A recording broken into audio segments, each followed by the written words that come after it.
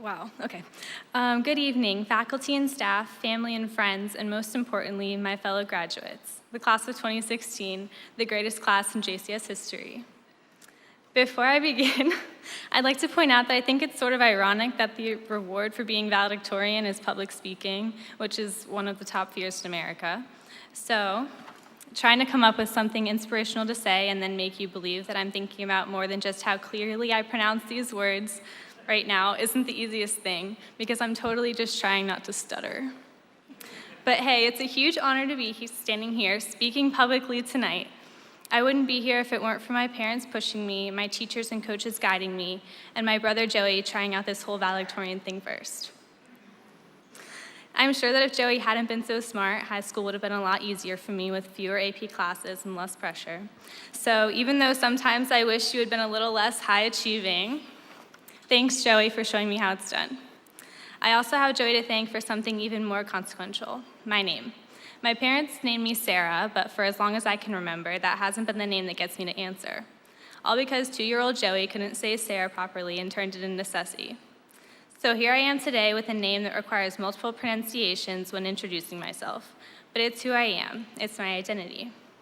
Now I'd like to talk to just my classmates. Just as I had my identity determined by Joey before I had anything to say about it, most of us up to this point have had our identities mapped out for us. We're JCS students who have had the privilege to arrive at school at 7:50, or in my case and a few others, 7:55, every morning in our super comfortable and always flattering uniforms. And by the way, I think these lovely uniforms have been a blessing by saving us the trouble of finding outfits that match every morning while we're still half asleep, a task that I'm seriously starting to dread for college. Also, they've spared us the competition with others who always dress to impress, like Madeline.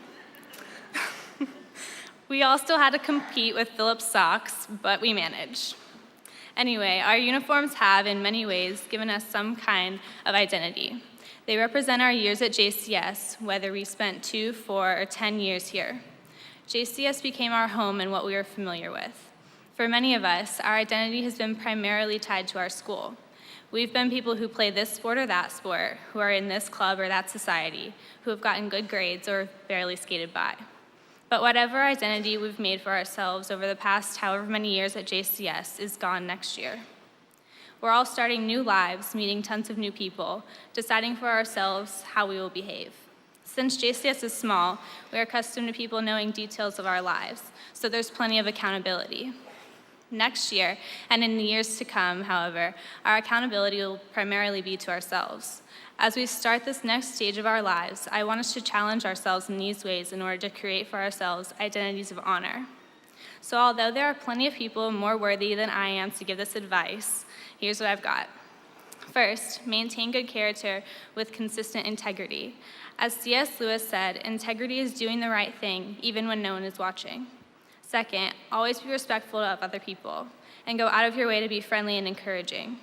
Last, follow through with what you say you will do, and be trustworthy in all situations. We'll all go into different fields, and we'll face changes and obstacles that we cannot possibly control. Yet we can all control how we respond to events and behave through all of our circumstances. We as Christians represent Christ every day, so we are responsible for constantly trying to reflect his perfect honesty and love. The Apostle Paul told us to be steadfast, unmovable, always abounding in the work of the Lord, knowing that your labor in the Lord is not in vain. Because we're all moving on and will go in different directions in our adult lives, we must remember that whatever we do, we are to do with a greater, more eternal purpose in mind. We are to treat people well and hold ourselves to a high standard of behavior, not only because it's the right thing to do, but because we are called to remain steadfast in Christ. What you do isn't as important as who you are as you're doing it. Focus on finding your identity in him and expressing that through consistently noble character.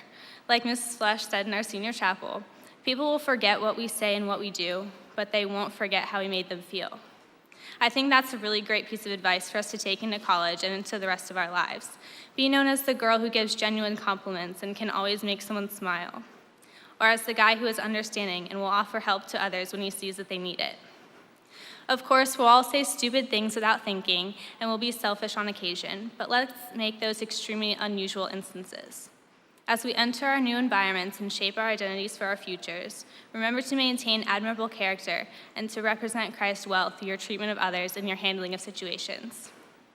So while we probably won't miss the scratched uniform shirts, those awful speed bumps on Delaware, Noel's random song outbursts, or James telling us he's going D1 every other day, we will miss the familiarity of these things and the way that they have made us who we are. Our time at JCS has certainly shaped us for the past 4 or so years, but as we go out into this unfamiliar, changing world, we must create our own identities that are honorable, and we must hold ourselves accountable to a high moral standard. So thank you all for 4 really fun years of high school. Congratulations, class of 2016. I wish you all the best for the future. Thank you.